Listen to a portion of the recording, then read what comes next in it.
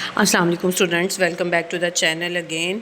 आज हम जो स्टार्ट करने जा रहे हैं लेक्चर, वो बहुत ही इम्पोर्टेंट होने वाला है क्योंकि अब इसमें हम ज्योग्राफी की जो ब्रांच है क्लाइमेटोलॉजी उसको डिस्कस करेंगे। As its name describe climate, तो क्लाइमेट से रिलेटेड मतलब मौसम से के हवाले से, आबो हवा के हवाले से हमने डिस्कस करना है।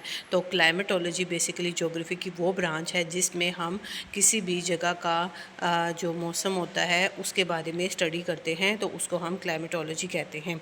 ठीक है, अब जब क्लाइमेट को डिस्कस करते हैं क्लाइमेटोलॉजी में, तो क्लाइमेटोलॉजी में हम दो चीज़ें डिस्कस करेंगे, एक वेदर और एक क्लाइमेट। तो सबसे पहले हमने ये चीज़ देखनी है कि इन दोनों में डिफरेंस क्या है। ठीक है, तो वेदर और क्लाइमेट में क्या डिफरेंस है। वेदर जो है वो day to day, simple words में अगर मैं आपको समझाऊं तो जो रोज़ बरोज़ की मौसमी तब्दीलियां होती हैं उन्हें हम मौसम कहते हैं या वेदर कहते हैं। ठीक है, आज धूप निकली हुई है, कल बारिश हो रही है, परसों क्या मौसम होगा हम कुछ बता नहीं सकते। ठीक है, तो ये जो रोज़ बरोज़ की बदलती हुई कैफियत होती हैं, जो डेली की चेंजेस होती हैं, इसको हम मौसम कहते हैं या वेदर कहते हैं। लेकिन अगर हम इन्हीं डेली कंडीशंस का एक रिकॉर्ड इकट्ठा करें और उसको एनुअली बेसिस पर हम एनालाइज जब करते हैं तो वो उस जगह का क्लाइमेट कहलाता है। ठीक है, अगर हमने पूरा साल ऑब्ज़र्व किया, रिकॉर्डिंग्स इकट्ठी करके रखी कि इन दिनों में गर्मियाँ होती हैं या मौसम ज़्यादा होता है, दर्जा हरारत ज़्यादा होता है, या इन दिनों में सर्दी होती है और मौसम में दर्जा हरारत में कमी आती है, तो जब हम साल हर साल का रिकॉर्ड इकट्ठा करके एनालाइज करते हैं तो उसको फिर हम क्लाइमेट कहते हैं। आई होप कि आपका वेदर और क्लाइमेट का जो कॉन्सेप्ट है ये क्लियर हो गया होगा। ठीक है, तो अब जब हम क्लाइमेटोलॉजी डिस्कस कर रहे हैं तो हम किसी भी तरीके से कूपन जो है उसको नज़रअंदाज नहीं कर सकते, क्योंकि जो कूपन है वो एक जर्मन क्लाइमेटोलॉजिस्ट हैं जिन्होंने क्लाइमेट के ऊपर बहुत ज़्यादा रिसर्च की है। तो आज का जो बेसिक हमारा कॉन्सेप्ट है क्लाइमेटोलॉजी के हवाले से, वो हम कूपन की क्लाइमेट की क्लासिफिकेशन को ही डिस्कस करेंगे, जो कि बहुत इंपॉर्टेंट टॉपिक है। अगर हम 10th क्लास की पाक स्टडीज़ के हवाले से भी डिस्कस करें तो ये उसमें भी उनके क्लाइमेट का एक मेजर पोर्शन है, जिसमें इंशाल्लाह हमने पाकिस्तान का क्लाइमेट भी डिस्कस करना है इसी कूपन की क्लासिफिकेशन के मुताबिक। लेकिन सबसे पहले अब हम अंडरस्टैंड करेंगे कि कूपन की क्लासिफिकेशन है क्या।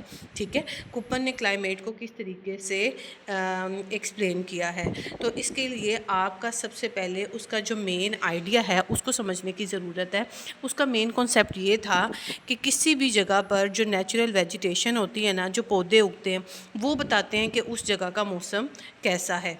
तो अगर हम पौधों के हवाले से देखें तो हमने सबसे पहले देखनी है अपनी डेली बेसिक की ऑब्ज़र्वेशंस। अगर हम देख रहे हैं कि हमारे जो इलाके हैं जहाँ बर्फ़बारी होती है वहाँ पर किस तरह के पौधे पाए जाते हैं, या जो सहरा है वहाँ पर, ये जब हमने जंगलात डिस्कस किए थे तो हमने वेजिटेशन में ये चीज़ डिस्कस की थी कि मौसम का वहाँ की जो वेजिटेशन है वहाँ पर बहुत इफ़ेक्ट होता है। अब इसी तरीके से हम जो कूपन है उसने क्लाइमेट की क्लासिफिकेशन में वेजिटेशन को बाउंड्रीज़ के तौर पर सेट किया है कि जो कुदरती तौर पर उगने वाले दरख्त वगैरह होंगे या ज़राअत होगी, वो बताएगी कि उस इलाके का मौसम कैसा है। ठीक है, और उसके बाद फिर अगर हम कूपन के आइडिया की तरफ आ जाएं तो हम देखेंगे कि कूपन ने जो मेन बताए हैं ना, 3 आइडियाज़ हैं। एक तो है उसका है क्वांटिटेटिव सिस्टम, जिसमें उसने ये चीज़ें मैयर की हैं कि किसी भी जगह का टेम्परेचर कितना है और उसकी प्रेसिपिटेशन डाटा कितना है। अच्छा, जब हम प्रेसिपिटेशन को डिस्कस कर रहे हैं ना, तो मैं आपको बता दूं प्रेसिपिटेशन जो है ये एक फिनोमिना है जो हमारी इन्वायरमेंट में अकर हो रहा है। ठीक है, एवेपोरेशन के बारे में आपने सुना होगा।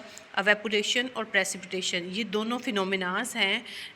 इसको अगर हम एक्सप्लेन करें तो इसमें ये होगा कि एवेपोरेशन में इन दोनों का डिफरेंस समझ लें आप।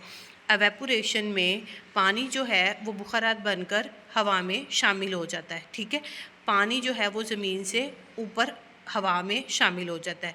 लेकिन अगर हम प्रेसिपिटेशन की बात करें तो प्रेसिपिटेशन एवेपोरेशन का रिवर्स है। इसमें क्या होता है कि पानी वो जो बुखारात की सूरत में आसमान में या बादलों में इकट्ठा हो गया, वो पानी दोबारा वापस ज़मीन पर जब आएगा तो उसको हम प्रेसिपिटेशन कहते हैं। अब ये किस किस शक्ल में हो सकता है? ये बारिश की शक्ल में भी हो सकता है, ये स्नोफॉल की शक्ल में भी हो सकता है, ये वो शबनम जो होती है रात में जो ड्यू ड्रॉप्स होते हैं उनकी शक्ल में भी हो सकता है। तो पानी की वो शक्ल जिसमें वो आसमान से ज़मीन पर आता है, उसमें हम इसको प्रेसिपिटेशन कहते हैं। ठीक है, तो जो कूपन है उसने इन चीज़ों को मैयर किया है क्लाइमेट को डिस्कस करने के लिए।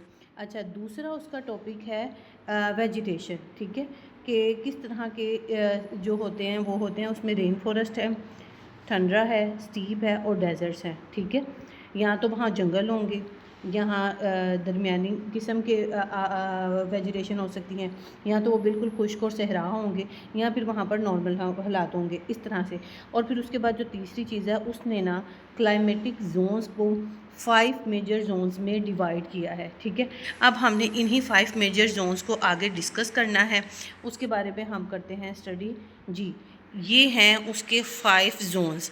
अच्छा, अब इसको आप कह लें कि ये कोड की शक्ल में भी हमने क्लासिफिकेशन को तैयार किया है कि जब हम इन कोड्स को सिलेक्ट करते हैं ना, तो किसी भी जगह की टेम्परेचर बताने के लिए हम ये कोड्स यूज़ कर लेते हैं। ठीक है, सबसे पहले तो हम देखते हैं कि उसका जोन कौन सा है। ए में हमने रखे हैं ट्रॉपिकल। ठीक है, जो आपके ट्रॉपिकल जोन्स होंगे, इसमें जो टेम्परेचर है वो हमेशा 18 डिग्री से ऊपर रहेगा और ये ठंडे इलाके होंगे, इसमें ठंडे महीने ज़्यादा होंगे। दूसरा बी जोन है, वो ड्राई होगा, वहाँ पर एवेपोरेशन ज़्यादा होगी। ठीक है, प्रेसिपिटेशन की निस्बत, यानी कि वहाँ खुश्की ज़्यादा होगी, पानी जितनी भी हवा में नमी होगी वो सारी की सारी एवेपोरेट हो जाएगी और वो गर्म और खुश्क इलाके होंगे, उसको उसने बी कैटेगरी में रख दिया। अब उसका थर्ड जोन जो है वो है टेम्परेट। ठीक है, अब टेम्परेट जोन जो है ना, वहाँ बारिशें बहुत ज़्यादा होंगी। अब बारिशें जहाँ बहुत ज़्यादा होंगी तो वहाँ पर ग्रीनरी भी ज़्यादा होगी। जब ज़्यादा बारिशें होती हैं तो वहाँ पर आपकी जो दरख्तों की बढ़ने की शरह होती है, जो ग्रोथ रेट होता है वो ज़्यादा होता है। अब इसमें थर्ड है, इसमें कॉन्टिनेंटल है, ये ठंडे इलाके हैं। अब इसमें टेम्परेचर जो है 0 डिग्री तक आ जाता है। अब इसमें माउंटेनियस एरियाज़ आ जाते हैं आपके ज़्यादातर। फिर पोलर है बर्फ़ से बिल्कुल ढके हुए इलाके। ठीक है, तो ये 5 जोन्स उनके टेम्परेचर और वहाँ की प्रेसिपिटेशन के हवाले से उसने सेलेक्ट कर दिए। अच्छा, अब जब हमने क्लासिफिकेशन करनी है तो सबसे पहले हमने देखना है कि उस इलाके को उनकी जोन के हिसाब से हम किस में सेट करते हैं। तो फर्स्ट लेटर जो है ये इसके मतलब ये जो जोन्स हैं, इसका जो ABCDE के 5 हमने जोन्स बनाए हैं, इसको हमेशा कैपिटल लेटर में ही शो किया जाता है। अगर इसके बाद नेक्स्ट चीज़ आ जाए तो अगर हम एक एक जोन के बारे में डिस्कस करते हैं। जो फर्स्ट जोन है उसमें आपका ट्रॉपिकल, जिसको हमने नेम दिया ट्रॉपिकल। अच्छा जी, अब अगर हम यहाँ पर देखें तो आपको नज़र आ होगा AF, AM, AW या AS है। ठीक है, अब ये इसकी फर्दर है। अच्छा, अब ट्रॉपिकल एरियाज़ में अगर हम F शो कर रहे हैं ना, तो जो स्मॉल लेटर से शो कर रहे हैं, F का मतलब है रेनफॉल, यानी कि यहाँ पर बारिशें बहुत ज़्यादा होंगी। ठीक है, पूरा साल ही तकरीबन। तो AF का मतलब है, A था जोन ट्रॉपिकल। ठीक है, और F शो कर रहा है ट्रॉपिकल एरियाज़ में बारिश बहुत ज़्यादा होगी। अगर हम AM शो करें, यानी कि वो ट्रॉपिकल का एरिया है, लेकिन M जो है वो मूनसून सीज़न को शो कर रहा है। अच्छा, मूनसून सीज़न क्या है? ये ऐसा मौसम है जिसमें समर्स और विंटर्स जो हैं ऑल्टरनेटिव आते तो हैं, लेकिन इसमें बारिशें भी बहुत ज़्यादा होती हैं। ठीक है, जो बारिशों का मौसम होता है ना, ये ज़्यादातर समर्स में आता है। तो समर्स में मूनसून सीज़न जो होता है वो एरियाज़ आ जाएंगे। अब AW और AS की तरफ आ जाए तो इसमें हम डिस्कस करते हैं विंटर्स और समर्स को। ठीक हो गया। अब ये फर्स्ट जोन था जो कि ट्रॉपिकल जोन था। अब अगर हम इसमें आ जाए नेक्स्ट ग्रुप है बी, जो कि ड्राई है। ठीक है, ये डेजर्ट्स को शो करता है। स्टार्टिंग में आपने पहले जोन डिस्कस करना है, उसके बाद फिर अब आगे जो हम डिस्कस कर रहे हैं वो हम डिस्कस कर रहे हैं उसकी जो कैफियत होगी प्रेसिपिटेशन के अकॉर्डिंगली, कि उसकी क्या कैफियत है। डब्ल्यू शो कर रहा है डेजर्ट्स को, यानी कि वो खुश्क है। ठीक है, एस शो कर रहा है स्टीप है, ट्रांजिशनल है between deserts and humid climate, के मतलब वहाँ पर ना बिल्कुल खुश्क है और ना बिल्कुल हरियाली है। ठीक है, एच और के शो करता है एक्सट्रीम हॉट है और एक्सट्रीम कोल्ड है, 2 सीजन्स हैं। थर्ड है टेम्परेट। अब टेम्परेट जोन में देखो उसको हमने सी से शो किया है। अगर आपको ये आगे नज़र आए CFA, CFB, CSA और CSB। अच्छा, सी जो है ये इसका जोन है, एफ़ जो है ये इसकी प्रेसिपिटेशन की कंडीशन है, और जो थर्ड डिजिट शो कर रहा है वो उसका टेम्परेचर शो करेगा। ठीक है, अब इस तरीके से अब जब टेम्परेट की बात करें, ये इसका मतलब है ये थर्ड टेम्परेट जोन में आएगा। एफ़ जो है वहाँ पर वो रेनफॉल को शो कर रहा है, और ए जो है वो उसका टेम्परेचर शो करेंगे। अच्छा जी, अब ह्यूमिड सब ट्रॉपिकल है, हॉट समर्स होते हैं, ड्राई सीज़न नहीं होता। अब इसकी एग्जांपल उन्होंने बता दिया साउथ ईस्टर्न USA। अब इसी तरीके से CF भी पढ़ें तो ये ओशंस के हवाले से है। क्लाउडी समर्स होते हैं, बारिशें होती रहती हैं पूरा साल के दरमियान। अच्छा जी, अब फिर मेडिटेरेनियन हॉट और वार्म ड्राई समर्स होते हैं, और विंटर्स जो होते हैं वो माइल्ड होते हैं, ना एक्सट्रीम गर्मी होती है ना एक्सट्रीम सर्दी होती है। ठीक है, इसी तरीके से ये थर्ड पे आ जाते हैं। तो ये जो आपको स्मॉल कोर्स नज़र आ रहे हैं ना, बेसिकली ये कूपन की क्लासिफिकेशन है कि अगर आपको ये कोर्स याद हो जाएं एक दफ़ा जोन्स के सारे, उसके फिर बाद प्रेसिपिटेशन की नौयत क्या है, और उसके बाद टेम्परेचर को हमने कैसे शो करना है, तो आपको कूपन की क्लासिफिकेशन इजीली याद हो जाएगी। अच्छा जी, अब अगर हम डी जोन की बात करें जो कि कॉन्टिनेंटल है, अब यहाँ पर आपको नज़र आ रहा है DFA और DFB। ठीक है, अब इसमें हम डी जोन डिस्कस कर रहे हैं, तो डेफिनेटली ये जो डी है ये कॉन्टिनेंटल एरियाज़ को शो करेगा, जिसमें जो मिड लैटिट्यूड्स के एरियाज़ होंगे वो। अच्छा, अब इसमें जो F है वो शो कर रहा है आपका रेनफॉल को, और ए जो है ये आपका टेम्परेचर शो कर रहा है जो कि हॉट समर्स होते हैं, और इसका जो वार्मेस्ट मंथ होता है वो अबव 22 डिग्री सेंटीग्रेड होता है। ठीक है, अगर हम DFB की बात करें तो डी जोन कॉन्टिनेंटल है, एफ़ रेनफॉल है, लेकिन बी जो है वो वार्मेस्ट समर्स होती हैं, और उनका एटलीस्ट 4 मंथ जो होते हैं ना वो समर्स को फेस करते हैं। अब इसी तरीके से नेक्स्ट सब आर्टिक एरियाज़ और ड्राई विंटर एरियाज़। ठीक है, डी जो है वो उसकी जोन है, और जो डब्ल्यू है वो उसकी प्रेसिपिटेशन शो कर रहा है, जिसका मतलब है कि वहाँ पर ड्राई विंटर्स होते हैं। अब इसी तरीके से कि 5 की 5 जोन हम डिस्कस कर लेते हैं। ई है पोलर एरियाज़, बिल्कुल ठंडर आपकी बर्फ़ है, 0 डिग्री से 10 डिग्री टेम्परेचर तक रहता है। ठीक है, और जब जाहिर सी बात है आपको बर्फ़ होती है किसी जगह पर वहाँ वेजिटेशन तो बिल्कुल ही पॉसिबल नहीं है। एफ़ जो है वो कैपिटल एफ़ जो शो कर रहा है वो आपका रेनफॉल को है, जो कि फ्रोज़न ही समझ लें, आइस बर्फ़बारी रहती है वहाँ पर सारा साल तकरीबन।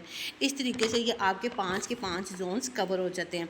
तो 3 चीज़ें डिस्कस करनी थी। पहली थी जोन्स, 5 ग्रुप्स हमने पढ़े ABCDE, जिसमें ए को हमने ट्रॉपिकल, बी को ड्राई, सी को टेम्परेट, डी को कॉन्टिनेंटल और ई को पोलर में डिस्कस किया।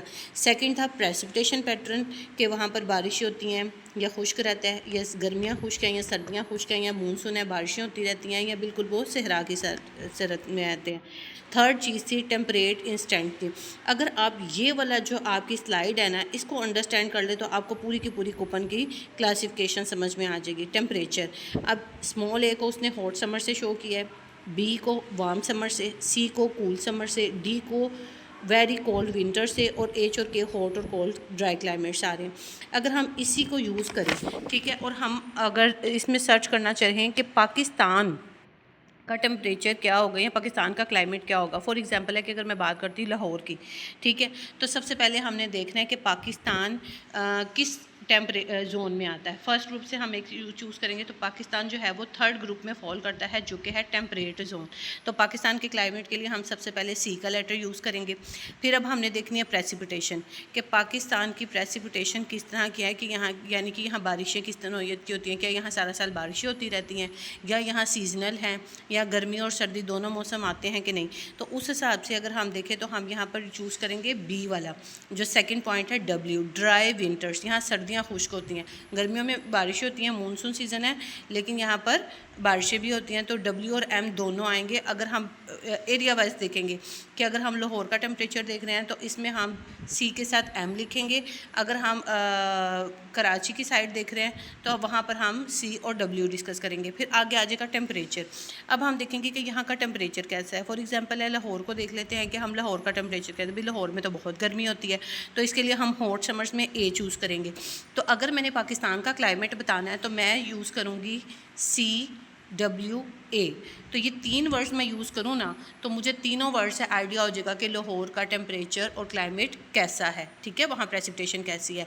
तो इन कोर्स को यूज़ करते हुए जब आप इसको कंसेप्ट क्लियर करके इनको लर्न कर लेते हैं ना एक दफ़ा, फिर आपके लिए किसी भी दुनिया में किसी भी जगह की क्लाइमेट को स्टडी करना मुश्किल नहीं रह जाता। आई होप कि ये पॉइंट्स आपके इजीली क्लियर हो जाएंगे। ये जो शीट है, स्लाइड है, जिसमें आपने तीनों चीज़ें डिस्कस की हैं, ये बहुत इंपॉर्टेंट है। इससे आपकी कूपन क्लासिफिकेशन का कॉन्सेप्ट क्लियर हो जाएगा। अच्छा जी, अब ये देखें फॉर एग्जांपल्स उन्होंने दी हुई हैं मुख्तलिफ ममालिक की, जैसे सऊदी अरेबिया है BWH, ठीक है। अब बी हमने सेकंड था, ड्राई जोन था, W हॉट, ठीक है, डेजर्ट, और एच है वो भी उसका टेम्परेचर जो है एक्सट्रीम को शो कर है। इसी तरीके से यूएसए का और अलास्का का ये डिफरेंट है। अब इसमें आप पाकिस्तान के हवाले से जब हम अगला डिस्कस करेंगे फिर उसमें हम इंशाल्लाह पाकिस्तान का क्लाइमेट भी डिस्कस करेंगे। अब नेक्स्ट आ जाते हैं स्ट्रेंथ्स एंड लिमिटेशन। अगर किसी चीज़ का फ़ायदा है तो डेफिनेटली उसकी लिमिट्स भी होती हैं।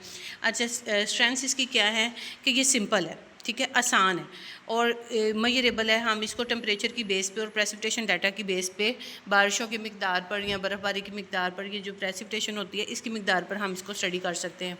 दूसरा कि ये पूरी दुनिया में हम अप्लाई कर सकते हैं रियल बेसिस पर। थर्ड है इंटरनेशनल स्टैंडर्ड्स को पूरा कर रहा है, ठीक है, और इसमें हम आपकी geography, ecology, agriculture, climate research सब कुछ आ जाता है। अच्छा, अब इसकी लिमिट्स क्या है? लिमिट्स क्या है कि इसमें हम बहुत सारे फैक्टर्स हैं जिनको हम इग्नोर कर देते हैं, ठीक है, जिसमें आपके धूप कितने देर सन कितनी देर तक एक्सपोजर करेगा, सॉइल की टाइप क्या होगी, विंड्स कैसी चलती हैं, वो चीज़ें इसमें हम स्टडी नहीं करते। फिर उसके बाद इसकी बाउंड्री है, मतलब कि अगर हम इसको एट्रीब्यूट्स देखें तो इसमें सिर्फ टेम्परेचर को डिस्कस कर रहे हैं, ये थोड़ी सी चीज़ें हैं, फैक्टर्स जो हैं हम डिस्कस करते हैं, ज़्यादा नहीं है।